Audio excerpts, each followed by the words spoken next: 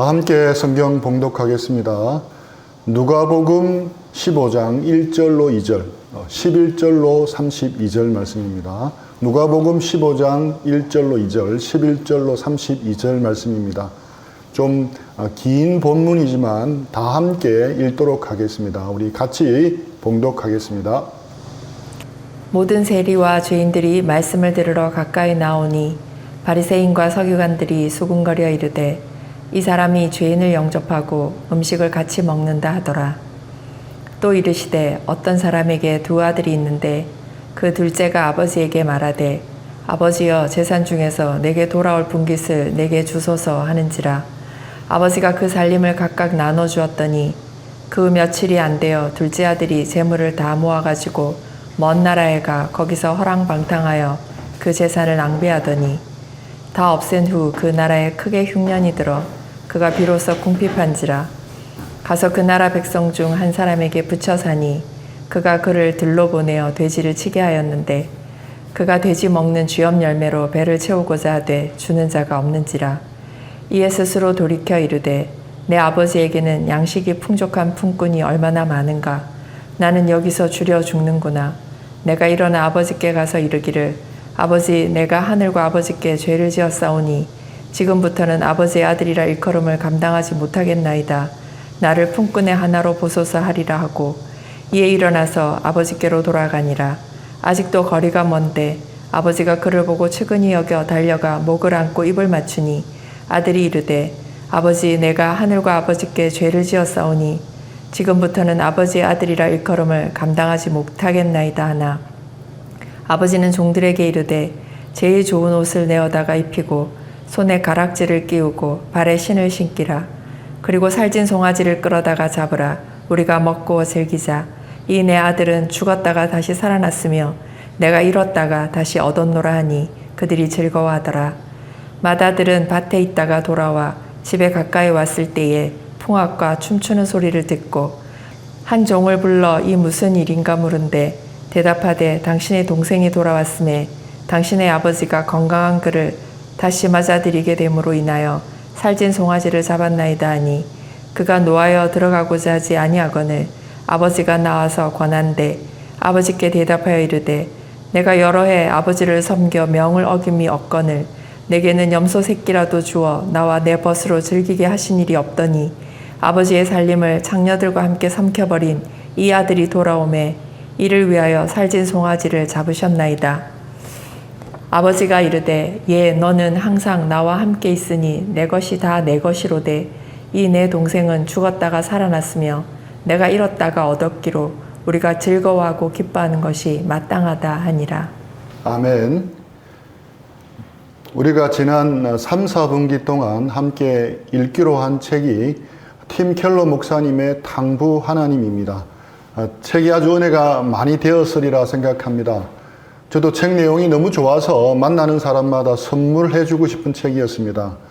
좋은 신앙 서적을 읽는 것을 통해서도 풍성한 은혜와 유익을 누릴 수 있다는 것을 새삼 확인할 수 있었습니다. 오늘과 다음 주 2주에 걸쳐서 이 책을 통해서 우리에게 주시는 교훈들을 함께 나누기를 원합니다. 책 내용을 쉽게 풀어서 요약하고 정리하여 적용할 수 있도록 말씀을 나누겠습니다. 이 책을 다시 꼭꼭 씹어서 먹는다는 마음으로 들으시면 좋겠습니다. 아직 책을 못 읽으신 분들에게는 책 읽고 싶은 마음이 들게 하고 책을 읽으신 분들은 다시금 받은 은혜를 새롭게 되새기는 시간이 되었으면 좋겠습니다. 다음 4, 4분기에 함께 읽기를 원하는 책 역시 팀 켈러 목사님의 내가 만든 신입니다. 11월 말까지 하면 3개월이 됩니다. 12월 연말은 행사들이 많아서 1개월 앞으로 당겼습니다. 3개월에 한 권씩 읽는 것이라서 크게 부담이 되지 않으리라 생각합니다. 그래도 1년이면 최소 4권을 읽을 수 있습니다. 그리고 10년이면 40권을 읽을 수 있습니다. 각 분기 마지막에는 오늘처럼 책 설교를 하도록 하겠습니다. 오늘 본문은 우리가 익히 들어서 잘 알고 있는 탕자의 비유입니다. 아주 단순하고 쉬운 이야기입니다. 어떤 아버지에게 두 아들이 있었는데 둘째가 아주 못되게 자기의 몫의 유산을 먼저 달라고 요구합니다. 그는 유산을 받자마자 아버지를 떠나 먼 나라로 가버립니다. 거기서 허랑방탕하게 가진 재산을 모두 탕진합니다. 그 후에 뉘우치며 집으로 돌아오는데 놀랍게도 아버지는 두 팔을 벌려 그를 맞이합니다. 하지만 집에 있던 맏아들은 그런 환대에 심한 소외감과 분노를 느낍니다. 이야기는 동생을 함께 반기고 용서하자고 아버지가 맏아들을 타이르는 장면으로 끝이 납니다. 특별한 것이 없는 단순한 이야기입니다. 하지만 팀 켈러 목사님은 이 이야기가 복음의 핵심을 관통하고 있다고 말합니다. 예수님의 가르침을 호수에 비유한다면 이 이야기는 그 호수 중에서 가장 맑은 부분이라고 말합니다. 너무 맑아서 바다까지 다 보일 정도로 가장 맑은 지점 중에 하나라고 말합니다. 기독교의 은밀한 심장을 들여다본 느낌이었다고까지 표현하고 있습니다. 저도 이 책을 3번 정독했는데 책을 덮으면서 예수님이 말씀하신 이 짧은 이야기 속에 이토록 깊은 복음의 진수가 녹아있다는 것에 새삼 놀라게 되었습니다. 이 책의 제목이 탕부 하나님입니다. 우리에게 익숙한 탕자의 비유라고 하지 않고 탕부 하나님이라고 이름을 붙인 이유가 무엇이겠습니까? 먼저는 예수님이 이 비유를 탕자의 비유라고 부르지 않으셨습니다. 예수님은 어떤 사람에게 두 아들이 있는데 라는 말로 이야기를 시작하셨습니다. 둘째 아들의 이야기도 아니고 두 아들의 이야기인 것입니다.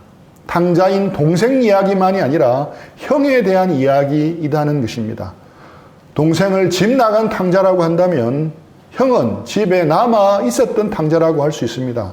그러면 두 아들의 비유라고 하면 되는데 왜 굳이 탕부 하나님이라고 했겠습니까? 왜냐하면 두 아들 못지않게 아버지에 대한 이야기에 큰 무게 중심을 두고 있기 때문입니다. 탕부 하나님이라는 말이 무슨 뜻이겠습니까? 흔히 탕자에 비유해서 사용되는 탕자를 사용해서 하나님을 표현한 것입니다. 즉 탕자라고 할 때 탕자는 방탕할 탕자입니다. 여기에 해당하는 영어가 프로디글인데 사전적인 의미가 무모할 정도로 씀씀이가 해프다. 하나도 남김없이 다 쓴다는 뜻입니다. 비유 속의 아버지는 하나님을 나타내는데 이 하나님이 우리를 향해서 그런 분이라는 뜻입니다. 무모할 정도로 씀씀이가 해프신 분, 하나도 남김없이 다 쓰시는 분이라는 뜻입니다. 하나님은 비유 속의 아버지처럼 우리를 향해서 앞뒤 재지 않고 아낌없이 다 내어주시는 분입니다. 그런 의미에서 하나님은 우리에게 탕부이신 것입니다. 무모할 정도로 해프게 베푸시는 분, 하나도 남김없이 다 내어주시는 은혜의 하나님, 바로 우리가 믿는 하나님이라는 것입니다. 이 하나님의 은혜와 사랑이 복음의 진수요, 호수 밑바닥까지 보이는 호수에서 가장 맑은 부분이라는 것입니다. 그리고 마지막 결론에 가서 말하겠지만 우리 신앙의 유일한 동력원이라는 것입니다. 이 비유를 통해 우리는 바로 탕부 하나님을 제대로 만나는 것이 제일 중요한 것입니다. 보통 우리는 이 비유를 읽을 때 주로 집을 나갔다가 다시 돌아온 둘째 아들, 즉 탕자에게 포커스를 두었습니다. 그런데 본문을 자세히 보면 그렇지 않다는 것을 알 수가 있습니다. 누가복음 15장 1절 2절입니다. 모든 세리와 죄인들이 말씀을 들으러 가까이 나오니 바리새인과 서기관들이 수군거려 이르되 이 사람이 죄인을 영접하고 음식을 같이 먹는다 하더라. 이 말씀을 보면 두 부류의 사람이 예수님의 말씀을 들으러 왔습니다. 우선 1절에 나오는 모든 세리와 죄인들입니다. 비유 속에 나오는 누구를 상징하겠습니까? 둘째 아들입니다. 그들은 성경에서 지키라고 하는 도덕법을 지키지 않았습니다. 유대인들이 따르던 정결의식의 규율도 지키지 않았습니다. 그래서 세리와 죄인이라고 불리워졌습니다. 둘째 아들처럼 그들은 사회와 가정에서 요구하는 윤리를 버리고 집을 나가 허랑방탕한 삶을 살고 있는 사람들이었습니다. 또 이 비유를 듣는 두 번째 부류가 있었는데 바로 2절에 나오는 바리새인들과 서기관들입니다. 비유 속에 누구를 상징하겠습니까? 바로 맏아들을 상징합니다. 그들은 자라면서 배운 전통 윤리를 잘 고수하고 지켰습니다. 성경을 공부하고 그대로 순종했습니다. 충실히 예배하고 꾸준히 기도했습니다. 이들은 세리와 죄인들이 예수님께 이끌려 모이는 것에 대해 당황해하며 분개했습니다. 수군거려 이르되 이 사람이 죄인을 영접하고 음식을 같이 먹는다. 고대 근동에서 함께 앉아 먹는다는 것은 상대를 수용한다는 표시였습니다. 그런데 예수님은 배척하고 멀리해야 할 세리와 죄인을 수용하고 있었습니다. 이런 예수님이 불만스러워 지금 수군거리고 있습니다. 이런 배경을 살펴보면 예수님이 하신 이 비유는 누구를 타겟으로 한 이야기이겠습니까? 바로 바리새인과 서기관들입니다. 바리새인과 서기관들에게 포커스를 둔 비유인 것입니다. 그들은 아주 종교적으로 열심히 있는 사람들이었습니다. 매사에 성경의 규정대로 행하는 종교적인 사람들이었습니다. 그런데 실상은 눈멀고 편협했습니다. 자기 자신들이 의로운 줄 스스로 알고 있는 사람들이었습니다. 이러한 것 때문에 자신들마저도 하나님과 멀어져 있었습니다. 그리고 주변 사람까지도 그렇게 만들고 있었던 사람들이었습니다. 예수님은 그것을 적나라하게 드러내어 주려고 이야기를 하신 것입니다. 하나님을 등진 둘째 아들은 누가 봐도 분명히 잃어버린 바 된 사람이었습니다. 하지만 종교적으로 열심인 첫째 아들 역시 잃어버린 사람이었습니다. 참 아이러니합니다. 둘째 아들은 집 나간 탕자이고 첫째 아들은 집 안 나간 탕자, 집 지킨 탕자였던 것입니다. 이 이야기를 드라마로 꾸민다면 팀 켈러는 2막으로 되어 있다고 말합니다. 1막의 제목을 달자면 잃어버린 둘째 아들이고 2막의 제목은 잃어버린 첫째 아들이라 할 수 있습니다. 그 내용은 우리가 익히 잘 알고 있어서 시간 관계상 생략하도록 하겠습니다. 자세한 스토리는 책에 잘 설명되어 있으니 참조하시기 바랍니다. 비유에 나오는 두 형제를 통해 예수님이 우리에게 가르쳐 주기를 원하시는 것이 무엇이겠습니까? 예수님은 행복과 만족을 찾으려 하는 잘못된 두 가지 길을 보여줍니다. 두 길 모두 자력 구원 사업이라 할 수 있습니다. 스스로의 힘으로 구원받으려는 것입니다. 자기 힘으로 행복과 만족을 찾으려는 것입니다. 그 두 길 중에 하나는 첫째 아들이 간 길입니다. 도덕적 순응의 길입니다. 또 하나의 길은 둘째 아들이 간 길입니다. 바로 자아 실현의 길입니다. 비유 속의 첫째 아들은 도덕적 순응의 길을 가는 사람이었습니다. 예수님의 시대에 누구와 같다고 할 수 있겠습니까? 바리새인과 서기관들과 같다고 할 수 있습니다. 오늘 우리 시대에는 그러면 누구와 같다고 할 수 있겠습니까? 구체적으로 누구라고 콕 집어서 말하기는 곤란하지만 우리의 모습이라고도 할 수 있습니다. 외견상 무탈하게 나름대로 신앙생활을 잘하고 있다고 여기고 있는 우리도 첫째 아들에 포함될 가능성이 농후합니다. 첫째 아들과 같은 부류들은 자신이 하나님께 선택받은 백성이라고 믿습니다. 그리고 그 신분을 잃지 않고 하나님이 주시는 복과 최종 구원을 받으려고 성경 말씀에 엄격히 순종하는 길밖에 없다고 믿었습니다. 그들은 하나같이 개인의 만족보다 하나님의 뜻이 중요했습니다. 개인의 원함보다는 공동체의 규범을 앞세워야 한다고 믿었습니다. 이들은 세상을 바로잡고 모두가 행복하게 사는 길은 올바른 도덕성을 갖추는 것뿐이라고 여겼습니다.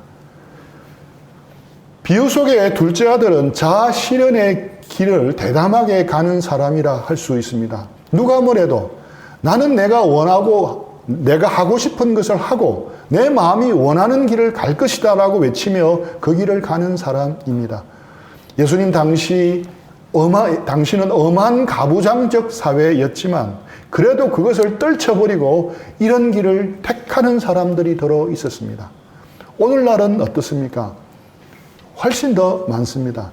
이들은 관습과 인습을 초래해야 한다고 주장합니다. 자유로 자기가 원하는 것을 하고 자아를 마음껏 실현해야 한다고 생각합니다. 개인의 자유를 가로막는 모든 것은 다 타파되고 사라져야 한다고 생각합니다. 이런 장벽들이 제거될 때 세상은 더 나은 곳이 된다고 여깁니다. 전통도 장벽이 될 수도 있고 여러 편견이나 권위주의 등도 장벽이 될 수 있다고 여겼습니다. 그런데 예수님은 어느 쪽에 손을 들어주고 계십니까? 도덕적 순응의 길입니까? 자아 실현의 길입니까? 예수님은 양쪽 다 틀렸다고 말씀합니다. 그러면서 1안도 아니고 2안도 아닌 제3의 대안을 제시합니다. 두 아들을 보통 기준에서 보면 하나는 못됐고 하나는 착합니다. 하지만 둘 다 똑같은 점이 있습니다. 두 아들 모두에게 나타나는 공통점이 있는데 그것이 무엇이겠습니까? 바로 아버지와 멀어져 있다는 것입니다. 둘째 아들이 삶에서 가장 원했던 것이 무엇입니까? 자기 마음대로 하고 싶은 것이었습니다. 아버지보다 아버지가 가진 재물을 더 원했습니다. 스스로 결정해 자기 몫의 재산을 마음대로 쓰고 싶었습니다. 그는 자신에게 주어질 유산 몫에 대해 아버지의 감독을 받아야 한다는 것이 못내 싫었습니다. 그래서 마을 사람들의 규범을 어기고 보란듯이 저항하고 완전한 독립을 선언했습니다. 그렇다면 첫째 아들이 가장 원했던 것은 무엇입니까? 동생과 똑같았습니다. 자기 마음대로 하고 싶은 것이었습니다. 그도 아버지보다 아버지가 가진 재물을 원했습니다. 그도 동생 못지않게 아버지에게 반감을 품었습니다. 다만 자기 뜻을 관철하는 방법만 달랐습니다. 반항 대신 순종이었습니다. 그러면서 그는 무언의 외침으로 아버지께 요구했습니다. 나는 아버지께 불순종한 적이 없습니다. 그러니 아버지도 내 인생의 모든 일을 내가 원하는 대로 해 주셔야 합니다. 이처럼 두 형제의 행동은 정반대였지만 마음은 똑같았습니다. 둘 다 자기 마음대로 하고 싶었던 것입니다. 반지의 제왕에서 말하는 절대 반지를 끼고 싶었던 것입니다. 선악과를 먹고 하나님처럼 되고 싶었던 것이었습니다. 둘 다 아버지의 권위를 못마땅해 여기며 거기서 벗어나려 했습니다. 둘 다 아버지를 좌지우지할 수 있는 위치에 서려 했습니다. 다시 말해 두 아들 모두 반항한 것입니다. 방법상 하나는 아주 못되게 굴었고 또 하나는 지극히 착했을 뿐입니다. 둘 다 아버지 마음에서 멀리 잃어버린 아들이었습니다. 두 아들 중 누구도 아버지를 사랑하지 않았습니다. 아버지에 대해 관심도 없었습니다. 둘 다 오로지 아버지를 이용해서 자기가 원하는 목표를 이루려 했을 뿐입니다. 아버지를 사랑해서 즐거워하고 아버지를 위해서 섬긴 것이 아니었습니다. 우리가 여기서 발견하는 것은 하나님과 멀어지는 방법에는 두 가지가 있다는 의미입니다. 하나는 그분의 규율을 어기는 것을 통해서이고 또 하나는 모든 규율을 열심히 지키는 것을 통해서입니다. 생각할수록 예수님이 전하신 이 비유가 도발적입니다. 어떻게 하나님의 말씀대로 사는 것이 도리어 하나님과 멀어지는 방법이 될 수 있다는 것입니까? 충격적입니다. 하나님의 율법에 힘써 순종하는 것이 오히려 그분께 반항하는 하나의 방법이 될 수 있다는 것입니다. 그렇다면 어떻게 하나님의 말씀대로 열심히 순종하는 것이 하나님과 멀어지는 계기가 될 수 있다는 말입니까? 속된 말로 삼천포로 빠지는 것입니다. 하나님의 모든 법을 지키는 사람에게는 은연중에 권리가 삭힙니다. 자신은 이렇게 말씀대로 열심히 살고 있기 때문에 하나님께 요구할 수 있는 권리가 있다고 여기기 시작하는 것입니다. 그렇기 때문에 하나님은 자신이 기도를 하면 반드시 응답하셔야 한다고 생각합니다. 하나님은 자신에게 고난이 없고 평안하고 행복한 삶을 보장해 주셔야 한다고 생각합니다. 그리고 사후에는 천국 입장권까지 주셔야 할 의무가 있다고 생각하는 것입니다. 삼천포로 빠져버린 겁니다. 은혜로 시작했다가 자기 의로 빠져버린 것입니다. 아무런 대가 없이 값없이 용서해주고 구원해 주신 주님은 어느새 사라져버리고 없는 것입니다. 어느새 굳이 필요가 없게 되었습니다. 왜냐하면 자신 스스로가 구주가 되었기 때문입니다. 어느새 자신이 그 자리를 꿰차고 앉은 것입니다. 신앙의 중심에 예수님의 은혜가 있는 것이 아니라 자기 의가 그 자리를 꿰차 버린 것입니다. 분명히 이것은 비유 속 첫째 아들과 같은 태도입니다. 그가 아버지께 그토록 노한 이유가 무엇입니까? 그는 집안에 옷이며 반지며 가축을 어떻게 써야 할지 자신이 의견을 낼 권리가 있다고 생각했습니다. 왜 그렇습니까? 아버지의 말씀대로 그동안 잘 순응했기 때문에 당연히 그런 권리가 있다고 여긴 것입니다. 우리도 얼마든지 첫째 아들처럼 될 수 있습니다. 우리도 겉으로 보기에는 아주 도덕적으로 말씀대로 살고 있지만 실상 우리 마음은 하나님을 수단으로 이용할 수 있습니다. 내가 이만큼 열심히 말씀대로 하나님의 뜻대로 살고 있으니 하나님은 마음대로 하시면 안 된다고 생각하는 것입니다. 자기 생각대로 하나님께서 이루어 주셔야 한다고 여깁니다. 만약 우리 마음이 이렇다면 우리가 신앙이 매우 좋은 사람처럼 보이고 말씀대로 경건하게 사는 것처럼 보인다 하더라도 실제로는 그렇지 않은 것입니다. 만약 우리가 하나님께 순종해 착한 사람이 되려고 열심히 노력했기에 하나님께서 반드시 무엇인가를 해 주셔야 한다고 생각하고 있다면 분명 우리는 첫째 아들의 자리에 서 있는 것입니다. 다시 정리합니다. 둘째 두 형제는 드러나는 행동은 극명하게 대조를 이루지만 그 속에 감추인 동기와 목표는 같은 것이었습니다. 둘 다 자기 마음속에 간직하고 있는 목표물을 얻기 위해 아버지를 이용하고 있는 것입니다. 단지 방식만 다를 뿐입니다. 그들은 자신에게 행복과 만족을 가져다 줄 것은 아버지의 사랑이 아니라 아버지가 가진 재물이라고 믿고 있습니다. 혹시 말씀을 듣고 있는 여러분은 하나님의 말씀을 따라 살고 순종하는 삶을 통해 하나님을 통제하려고 하지는 않습니까? 우리의 신앙이 혹시 잘 가다가 삼천포로 빠져서 하나님을 이용하는 수단으로 여기지는 않았습니까? 우리의 삶 속에서 정말 원하는 소원들이 있는데 그것을 하나님께 받아내려고 우리가 신앙생활을 열심히 하는 것은 아닙니까? 진지하게 자신의 내면을 한번 살펴보시기 바랍니다.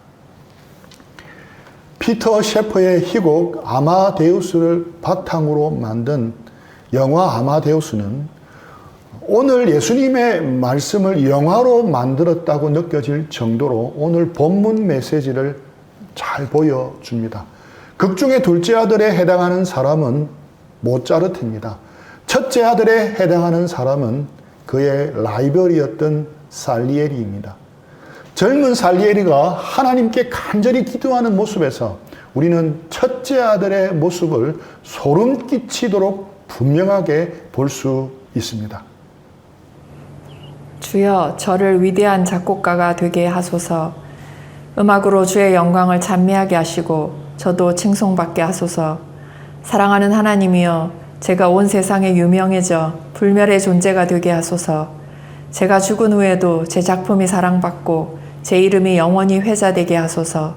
그 대가로 저는 주께 제 순결과 근면함과 가장 깊은 겸손과 삶 전체를 드리겠나이다. 또한 사람들을 최대한 돕겠나이다. 아멘. 또 아멘. 처음에 살리에리는 첫째 아들처럼 이 맹세를 지키며 살았습니다. 여자들을 건드리지 않고 열심히 음악을 공부하고 많은 음악인을 무상으로 가르치고 빈민을 줄기차게 돕습니다. 자신의 길이 음악적으로 잘 풀리자 그는 하나님이 거래 조건을 잘 지키시는 것으로 믿었습니다. 그때 천부적인 재능을 가진 모차르트가 등장합니다. 열심히 노력하는 자신이 도저히 따라갈 수 없는 재능이 모차르트에게는 분명히 보였습니다. 모차르트의 중간 이름인 아마데우스는 하나님께 사랑을 받는다는 뜻입니다. 그 이름대로 그의 천재성은 분명 하나님이 주신 것이 분명해 보였습니다. 그런데 말이 안 되는 것은 모차르트는 속된 방종을 일삼는 사람이었습니다. 둘째 아들과 같은 사람이었습니다. 하나님이 그런 나쁜 모차르트에게 무모할 정도로 재능을 헤프게 부어주신다는 이것 때문에 살리에리는 신앙적인 위기를 맞이합니다. 살리에리의 말 속에서도 첫째 아들의 모습이 섬뜩하리만치 비슷하게 보입니다. 도무지 이해할 수 없었다. 나는 하나님께 재능을 받을 만한 자격을 갖추려고 본능적 욕망마저도 다 물리치고 있었건만 모차르트는 약혼까지 한 상태에서 온갖 방종을 일삼는데도 아무런 징계가 없었다. 살리에리는 순결과 자선에 부지런히 힘썼으나 결국 그것은 지독한 욕심의 산물이었습니다. 하나님을 섬기고 가난한 사람을 돕는 것은 유용한 도구에 불과했습니다. 그는 가난한 이들과 하나님을 위해 시간과 돈을 희생했다고 되뇌었지만 사실 희생은 없었습니다. 다 자신을 위한 일이었고 명성과 큰 돈과 자존감을 얻기 위한 것이었습니다. 살리에르는 모차르트 그자가 나타나고부터 나 자신이 싫어졌다라고 말합니다. 하나님과 빈민을 섬겼어도 그는 그토록 탐하던 영광을 얻지 못했고 이를 깨닫는 순간 마음에 사리를 품었습니다. 결국 살리에르는 하나님께 이제부터 당신과 나는 서로 적입니다라고 말하고는 그 뒤로 어떻게든 모차르트를 무너뜨리려 합니다. 안타깝게도 결국 원한과 정오와 절망이 살리에리를 삼켜버립니다. 점잖고 도덕적인 살리에리가 속되고 부도덕한 모차르트보다 더 큰 악을 저지를 수 있는 사람으로 변합니다. 종교와 담을 쌓은 사람은 하나님께 사랑받는다는 의미를 가진 아마데우스 모차르트지만 결국 하나님과 훨씬 더 멀어진 쪽은 독실한 살리에리였습니다. 여러분은 모차르트와 같은 사람입니까? 다시 말하면 둘째 아들과 같은 사람입니까? 아니면 살리에리와 같은 사람입니까? 첫째 아들과 같은 사람입니까? 이들 모두 하나님과 멀리 떨어져 있는 사람들, 잃어버린 바 된 사람들입니다. 오늘 말씀을 들으면서 우리 자신을 한번 돌아보시기 바랍니다. 겉으로 드러나는 우리 신앙만이 아니라 우리 내면에서 신앙을 지켜나가는 동기를 한번 점검해 보는 시간이 되었으면 합니다. 혹 우리에게 첫째 아들이나 둘째 아들의 모습이 있다면 다시 하나님께로 돌이키시기 바랍니다. 우리 신앙의 중심에 혹 자기의라는 깃발을 꽂고 있다면 과감하게 빼서 부숴버리기 바랍니다. 그리고 다시 초심으로 돌아가 하나님의 은혜의 깃발을 꽂으시기 바랍니다. 그런 은혜의 역사가 우리 속에 역동적으로 일어나기를 축복하며 기도합니다. 우리 들은 말씀 생각하면서 기도하고 적용하는 시간들을 드리겠습니다.